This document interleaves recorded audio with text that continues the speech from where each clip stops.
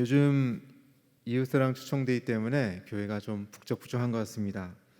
전도대와 교구 상황실, 중보기도 또 기획 홍보 활동 등 이런저런 일로 성도님들이 분주하게 움직여 주셔서 저도 사역을 하면서 참 감사합니다.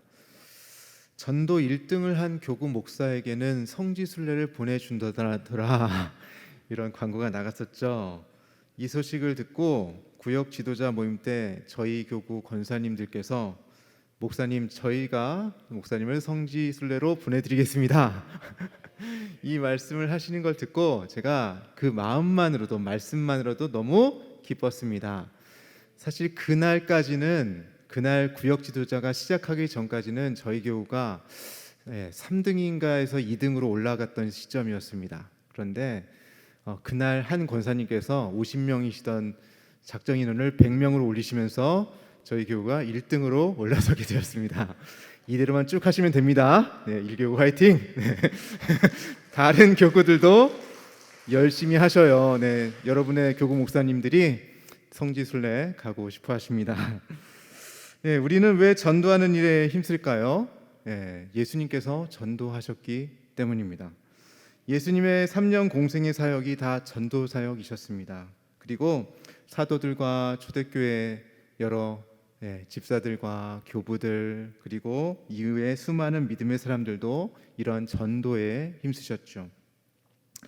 예수님의 공생의 사역의 시작 부분 마태복음 4장에 나오는데요. 마태복음 4장 15절에서 16절을 보면 예수님이 이 땅에서 복음을 전하시는 것이 구약의 선지자들이 말씀한 그 예언의 성취로 나오고 있습니다. 예수님은 세상을 사랑하셨고 이 땅 가운데 오셔서 그렇게 전하셨습니다. 오늘 읽은 본문을 통해서 우리는 예수님의 세 가지 사역을 알 수 있는데요. 여러분, 사역의 내용은 가르치고 전파하고 고치셨다 입니다. 이것을 제가 신대원 준비하면서 다닐 때 어떻게 외우는지 아십니까? 가전고를 외웁니다. 가전고. 앞글자만 따서 한번 해봅시다. 가전고. 가전고. 가르치고 전파하시고 고치신다는 거죠. 예수님의 세 가지 사역을 이렇게 하시는데, 첫 번째로 예수님은 갈릴리로 두루 다니시면서 가르치셨습니다. 이따가 좀 더 자세히 나누겠지만 예수님은 말씀을 제대로 가르치기 위해 애쓰셨습니다. 하나님의 말씀을 자신에게 유리한 대로 해석하고 또 자신의 유익을 위한 종교 서적 혹은 부적과 같이 사용해서는 안 된다는 것이죠. 예수님께서는 말씀을 제대로 가르쳐 주심으로 인해서 말씀을 듣는 사람들이 복되게 하셨습니다. 하나님께서 이스라엘 백성에게 이 율법을 주셨을 때 그 율법의 의도대로 제대로 알 수 있도록 해석하여 주시고, 더 나아가 율법의 의도가 하나님의 뜻이 무엇인지를 알고 적극적으로 행동할 수 있도록 또 계속해서 말씀하고 계시죠. 맹목적으로 문자 그대로 따르는 것은 사람들을 속박하는 족쇄가 될 수밖에 없습니다. 그래서 이렇게 제대로 말씀을 듣고 알고 깨우치고 행하는 것은 그것만으로도 생명력을 갖게 합니다. 그래서 예수님은 진리를 알지니 진리가 너희를 자유롭게 하리라 라고 분명하게 선포하신 것이죠. 예수님은 진리를 가르치심으로 우리를 복되게 하셨습니다. 두 번째로 예수님은 천국 복음을 전파하셨습니다. 천국 복음은 무엇입니까? 천국이 가까이 왔다, 이 말씀을 전하신 것이죠. 곧 하나님 나라가 임하신다는 것입니다. 예수님께서 가르쳐 주신 기도에 나오듯 아버지의 뜻이 하늘에서 이루어진 것 같이 땅에서도 이루어지이다. 하나님 나라가 이 땅 가운데 왔다. 하나님 나라가 이 땅 가운데 이루어질 것입니다. 이것입니다. 우리가 읽은 본문보다 먼저 앞서서 4장 17절에서 예수님은 회개하라, 천국이 가까이 왔느니라 라고 말씀을 전하십니다. 외치십니다. 이 말씀을 예수님께서 첫 번째로 한 사람이 아니었어요. 그 전에 누가 했죠? 세례 요한이 광야에서 똑같은 말씀으로 외쳐 일렀습니다. 회개하라, 천국이 가까이 왔느니라. 이미 예수님의 길을 앞서 예비하며 예수님을 예비하던 이 광야에서 외쳤던 세례 요한이 첫 번째로 말씀을 이렇게 전하고 외치고, 그 다음에 예수님이 그것을 받아서 계속해서 광야에서 갈릴리에서 이 말씀을 전하고 계시는 것이죠. 그렇다면 세례 요한이나 예수님은 이것을 왜 메시지를 예루살렘 같은 번화한 도시가 아니라 갈릴리에서 광야에서 전했을까요? 쓸지 모르겠습니다. 여러분 한번 생각하면서 들어보시기 바랍니다. 하나님 아버지께서는 인류를 구원할 메시아를 여러 선지자를 통해서 계속해서 약속하셨습니다. 그리고 누구도 예상하지 못한 방식으로 그의 독생하신 아들 예수님을 이 땅에 보내셨습니다. 메시아를 기다리던 세례 요한이 회개하라, 천국이 가까이 왔느니라 라고 외쳤던 것처럼 세상을 구원하시고자 이 땅에 오신 예수님께서도 자신의 구원 대상에게 똑같이 외치고 계신다는 거죠. 예수님은 십자가 위에서 고난을 당하셔 우리의 죄값을 대신 치르셨습니다. 예수님의 희생으로 인해서 하나님과 우리 사이에 막힌 담이 허물어졌습니다. 완전히요. 예수님을 통해서 이제는 우리가 담대하게 주님께로, 하나님께로 나아갈 수가 있게 되었습니다. 천국 복음은 바로 인간의 타락 이후에 무너져 있던 하나님과 우리 사이의 관계성을 회복하게 되었다 라는 것을 전하는 기쁨의 소식인 거죠. 그리고 동시에 하나님과의 관계성이 회복됨으로 말미암아 우리도 서로에게 사랑으로 나아갈 수 있게 되었다는 것입니다. 우리 23절, 오늘 본문 23절 제가 읽어보겠습니다. 예수께서 온 갈릴리에 두루 다니사 그들의 회당에서 가르치시며 천국 복음을 전파하시며 백성 중에 모든 병과 모든 약한 것을 고치시니. 그런데 예수님은 이스라엘의 중심지인 예루살렘에서 사역하시지 않았다고 했죠. 대신 변방의 갈릴리로 나아가서 두루 다니시면서 회당에서 말씀을 전하십니다. 가르치시고 또 백성들을 모든 병에서 또 약한 것으로부터 나음을 입게 하십니다. 성공을 위해서라면 여러분 수도로 가야 되지 않겠습니까? 그죠? 예루살렘으로 가야 인정도 받고 또 성취도 하고 또 잘 되면 또 부도 명예도 거머쥘 수 있게 되고 하지 않겠습니까? 예수님께서 그런 목적이 아니심을 우리가 알기 때문에 그렇다 할지라도 예루살렘에서 사역했다면 훨씬 더 효과적이지 않으셨을까요? 갈릴리를 도는 것보다 100배, 1000배 더 효과적이셨을 텐데 예수님은 그렇게 하지 않으셨습니다. 기존의 엘리트의 성공 방식을 따르지 않으셨다는 거죠. 기존의 사회 질서를 그대로 답습하지 않으셨다는 것이죠. 예수님은 기존의 질서를 거스르면서까지 하나님의 진리를 전하고자 하시는 것입니다. 대신 예수님은 예루살렘의 종교 지도자들이나 정치 지도자들이 갖고 있지 않은 것으로 사역을 하셨습니다. 예수님은 자신이 하나님의 아들이라는 정체성으로 또 하나님께서 자신에게 맡겨주신 사명감으로 그리고 사명을 실현하기 위한 천국 복음의 메시지로 그리고 복 있는 사람의 능력을 가지고 이 땅에서 사역을 하셨습니다. 때문에 어딜 가나 예수님은 다른 종교 지도자들이나 정치 지도자들이 보여주지 못한 대단히 영적인 영향력을 가지셨습니다. 예수님께서 말씀을 전하시면 그것을 듣는 사람들의 마음이 움직였고 또 예수님께서 손을 대시면 병자들이 나음을 입었습니다. 많은 사람들이 예수님의 말씀을 듣고 자신의 죄를 자복하고 하나님께로 돌이키게 되었습니다. 그리고 24절을 제가 읽어보겠습니다. 그의 소문이 온 수리아에 퍼진지라 사람들이 모든 앓는 자 곧 각종 병에 걸려서 고통당하는 자 귀신 들린 자 간질하는 자 중풍병자들을 데려오니 그들을 고치시더라. 예수님께서 이렇게 사역하시자 사역한 지 얼마 되지도 않아서 예수님의 소문이 온 수리아에 퍼지고 그 땅에 있는 특별히 아픈 사람들, 병든 자들, 귀신 들린 자들, 불치병을 앓고 있는 사람들이 예수님께로 몰려와서 예수님께 고침을 받았다라는 기록입니다. 예수님은 가르치시고 전파하시고 고치심으로 그들이 인간답지 못하게 하는, 인간답게 살지 못하게 하는 영적인 또 육체적인 정서적인 또 사회적인 모든 장애물로부터 노임을 받게 하였습니다. 예수님께서 하나님의 말씀을, 하나님의 복음을 전하는 곳마다 치유가 일어났고, 예수님은 그래서 그곳에만 머물지 않으시고 갈릴리의 여러 곳을 다니시면서 그렇게 하나님의 말씀을 전하며 가르치시며 치유를 이어가신 것이죠. 이게 예수님께서 복 있는 사람으로 이 땅에 오셨기 때문에, 복 있는 사람으로 이 땅에 오셔서 복음을 전하시며 사람들에게 그 복을 흘려주신 것이죠. 그러자 25절에 갈릴리와 데가볼리와 예루살렘과 유대와 요단강 건너편에서 수많은 무리가 따르니라.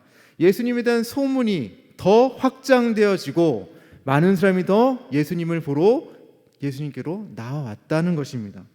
갈릴리를 넘어 데가볼리 지경까지, 그리고 의도하지 않게 종교와 정치의 중심지인 예루살렘과 온 유대 땅까지, 또 요단 건너편까지 예수님에 대한 소문이 퍼져나갔고 그곳으로부터 온 무리들이 예수님을 따랐더라라고 기록하고 있는 것입니다. 예수님은 그들을 만족시킬 만한 충분한 능력을 갖고 계셨고 사람들은 예수님을 따라다니며 예수님의 능력을 통해 자신이 원하고자 하는 것을 얻고자 하였습니다. 그런데 예수님은 이러한 무리들의 요구에 반응하기보다는 12사람이라는 소수의 제자들을 택하셔서 그들에게 집중적으로 가르치십니다. 그 가르침의 내용이 마태복음 5장부터 7장까지 산상순으로 기록되어 있고 그 밖에도 계속 있지요. 하지만 예수님이 제자들을 선택하시고 동고동락하시며 함께 살아감으로써 친교를 나누고 그렇게 훈련시키셨다라는 것이죠. 우리 1절 2절을 제가 또 읽어보겠습니다. 예수께서 무리를 보시고 산에 올라가 앉으시니 제자들이 나온지라 입을 열어 가르쳐 이르시되, 이로부터 계속해서 산상순의 말씀이 이루어지는데요. 예수님께서 제자들을 가르친 것은 이 땅에서의 사명을 이루시고 하나님께서 원하시는 그 사명이 계속해서 그 복음 전도가 하나님 나라를 전하는 그 사역이 계속해서 제자들을 통해 이루어지게 하시기 위함이었습니다. 천국 복음의 증거는 예수님이 혼자 하시는 일이 아니라 예수님이 복을 흘려주시는 복받은 사람들에게서 계속되어질 것입니다. 그리고 예수님은 그 제자들을 통해서 제자들을 또 세우고 땅끝까지 전파하게 하셨습니다. 그것이 우리에게까지 전해진 것이죠.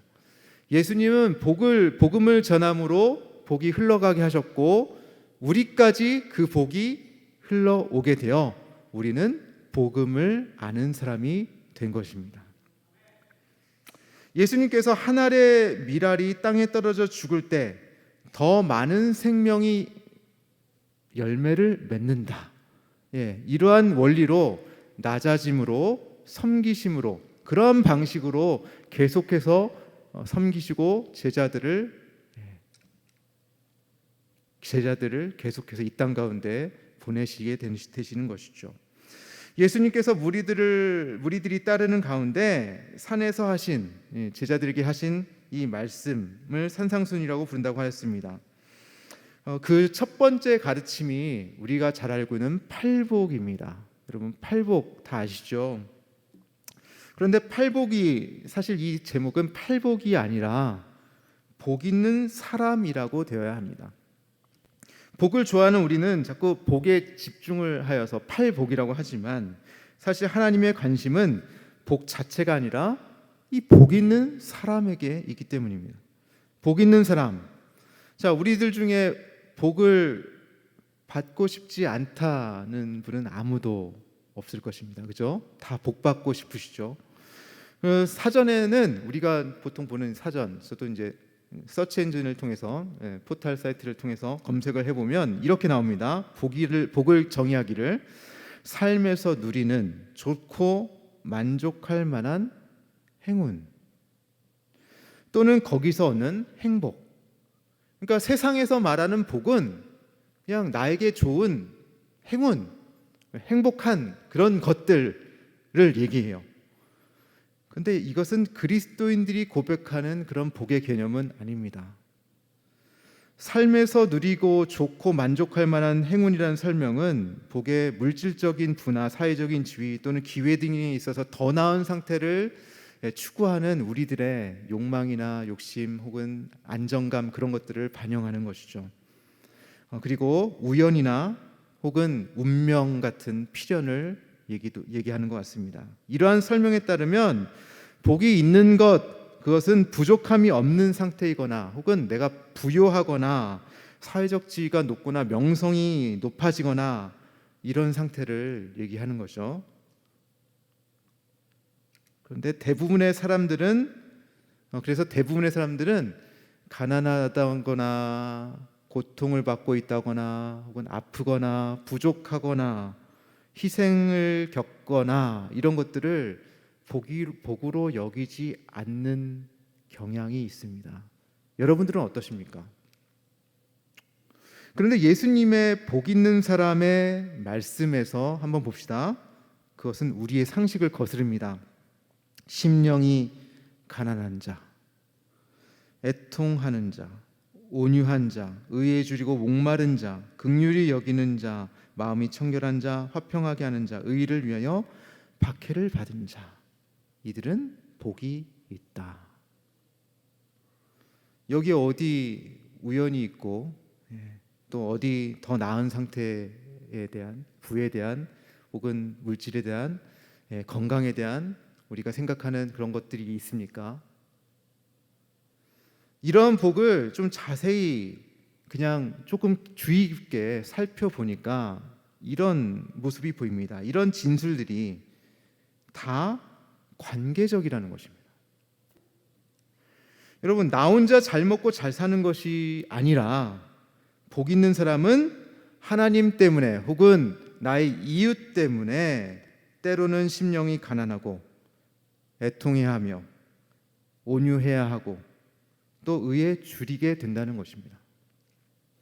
하나님 때문에 또 이웃 때문에 때로는 어려운 이들을 향하여 긍휼히 여기고 누군가 나를 찾을 수 있도록 나의 마음을 늘 깨끗하게 청소하며 또 함께 더불어 살아가기 위해서 미움과 다툼이 싹트지 않도록 화평해야 하고 사람들과 공동체를 위한 의로운 일을 위해 숨지 않게 기꺼이 박해도 받는다는 것이죠. 이 사람들 마음의 중심에는 예수님이 계시고 천국 복음이라는 컨텐츠가 있습니다. 복음 있는 사람이 복 있는 사람인 것입니다. 여러분, 복이 외부에 주어지는 어떤 것이 아니라 복음을 내가 가졌기 때문에 이 자체가 이미 주님은 복이 있다라고 말씀하시는 거죠. 팔복으로 알려진 복 있는 사람에 대한 말씀에 이어서 우리가 잘 아는 너희는 세상의 소금이라 너희는 세상의 빛이라 라는 말씀이 이어지죠. 예수님은 제자들에게 분명하게 정체성을 갖도록 합니다. 너희는 세상의 소금이다. 너희는 세상의 빛이다. 나만을 위한 소금도 아니고 나만을 위한 빛도 아니고 우리 가족들을 위한 소금도 아니고 우리 가족들만을 위한 빛도 아닙니다. 세상을 향한, 세상을 위한 세상의 소금, 세상의 빛.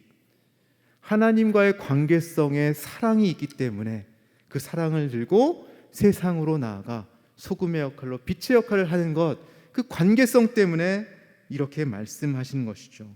제자들은 바로 이렇게 복을 받은 사람이고 또 복음을 가진 사람으로 그 복을 흘려 보내는 사람이라는 것입니다.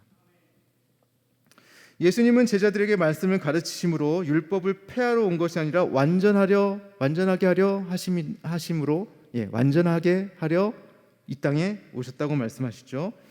사람들이 잘못 이해하고 적용하고 있는 율법 구절들의 본래 취지는 바로 사랑이라는 관계성에 있습니다.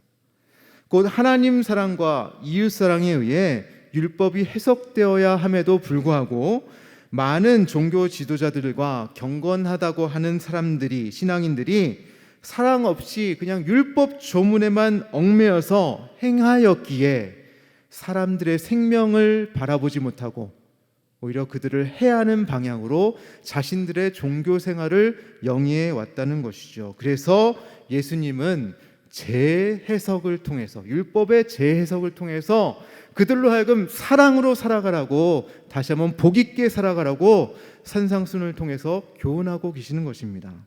살인하지 말라, 이 계명을 적극적으로 재해석하여 형제에게 노하지 말라고 말씀하십니다. 살인죄를 말씀하시면서 형제 사랑을 얘기하셔요. 적극적으로 사랑하라는 것입니다. 간음하지 말라, 맹세하지 말라, 악한 자를 대적하지 말라, 원수를 사랑하라, 외식하지 말고 은밀하게 구제하라, 비판하지 말라 등의 계속되는 가르침도 예수님으로부터 복음을 먼저 받은 그 제자들이 복을 흘려 보낼 수 있는 기회들을 제공하는 것입니다. 여기까지 들었을 때 저는 너무 힘든데요. 저는 제 자신조차도 사랑할 수가 없어요. 저는 제 가까운 가족들에게도 사랑을 하지 못하는데 어떻게 산상수원과 같은 고차원적인 예수님의 사랑의 가르침을 행할 수 있겠습니까? 이렇게 반문하시는 분이 계실지 모르겠습니다. 아닙니다. 지금부터 하시면 됩니다. 여러분, 나 자신을 먼저 사랑하십시오. 혹시라도 내 자신을 내가 용납하지 못하고 사랑하지 못한다면 지금 주님께서 여러분을 사랑하시기에 여러분은 사랑받기에 충분한 사람이고 나 자신으로부터 나 자신이 나를 사랑한다 고백할 수 있다는 것입니다. 여러분을 위해서 하나님은 가장 사랑하시는 독생자를 이 땅에 보내셨습니다. 그분이 기꺼이 십자가에 달리시도록 내버려 두셨습니다. 그분이 여러분을 위하여 기꺼이 십자가에 달리셨습니다.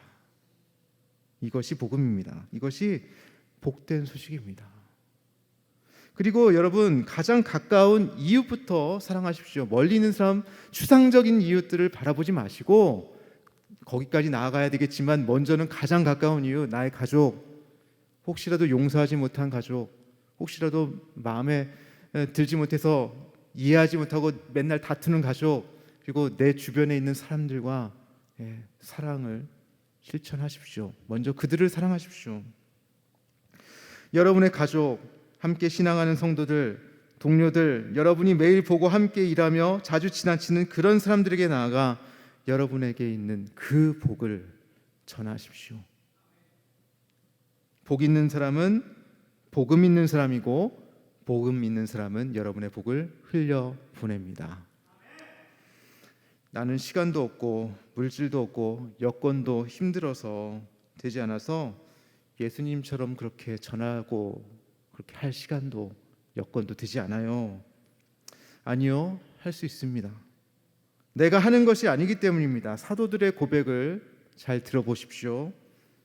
이제는 내가 사는 것이 아니요 내 안에 계신 그리스도께서 사시는 것이라. 내게 능력 주시는 자 안에서 내가 모든 일을 할 수 있느니라. 사랑은 허다한 허물을 덮느니라. 사랑하는 자들아, 우리가 서로 사랑하자. 사랑은 하나님께 속한 것이니. 아멘. 하나님으로부터 복을 받은 사람, 곧 복 있는 사람은 하나님의 사랑으로 넘치게 되어서 그 존재만으로도 곁에 있는 사람들에게 복을 흘려줍니다. 함께하는 사람들을 격려하고 일으켜 세우며 살아나게 합니다. 복 있는 사람은 복음 있는 사람입니다. 그들은 날마다 하나님의 말씀을 묵상하며 하나님의 기뻐하시는 뜻이 무엇인지를 분별하고 또 살펴보려고 애씁니다. 그리고 하나님의 기뻐하시는 뜻을 이 땅에서 이루고자 오늘을 성실하게 살아가며 그 뜻을 사람들에게 전하는 사람들입니다. 복 있는 사람은 하나님과 연결되어 있는 사람이고 사람들과 연결되어 있는 사람입니다. 복 있는 사람은 하나님으로부터 받은 기쁜 소식에 나 자신이 살고 내 이웃을 살리는 사람입니다. 여러분, 예수님께서는 아주 단순하게 외치셨습니다. 회개하라, 천국이 가까이 왔느니라. 여러분, 우리가 복음을 너무 어렵게 생각할 필요가 없습니다. 내가 복 있는 사람이다. 주님이 나를 사랑하신다. 나 때문에 주님께서 이 땅 가운데 오셔서 십자가를 지셨다. 그것이 복음이고 그것이 내가 경험한 복입니다. 그것을 가서 가르치고 전하고 또 사람들 생명력 있게 치유하는 것이 바로 복음 전하는 자들의 사명인 것이죠. 우리가 하나님 말씀에 단순하게 반응하고 살아가면 되는 것입니다. 복음은 예수님이십니다. 우리 안에 계신 예수님이 복음이시고 또 그 예수님의 명령하신 말씀을 전하는 것이 복 있는 자들이 복음을 들고 나아가 또 사명을 감당하는 것입니다. 우리가 예수님의 사랑을 경험하면 우리도 예수님처럼 살아갈 수밖에 없습니다. 가르치고 전파하고 고치게 됩니다. 성령의 능력으로 담대하게 전할 수밖에 없고 성령의 능력으로 영혼과 육체와 사회적 관계성이 무너진 사람들에게 나아가 그들을 치유할 수밖에 없습니다. 성령으로 우리 다음 세대를 일으키고 우리 주변에 믿지 않는 사람들에게 나아가 복음을 담대히 전할 수 있는 것이죠. 이 시간 복음에 대해 듣고 있는 여러분이 복 있는 사람들입니다. 하나님께서 여러분을 사랑하시기에 여러분 복 있는 사람들입니다. 복 있는 여러분을 통하여 믿지 않는 가족들이 지금도 그 복음 받아들이기를 주님은 간절히 원하십니다. 복 있는 여러분을 통하여 세상 사람들도 그 사랑을 알고 복음 듣기를 들을 수 있는 그런 기회들을 여러분 많이 가지시길 바랍니다. 그 복을 흘려보내는 복음 있는 사람 되시기를, 모든 성도 되시기를 주님의 이름으로 축복합니다.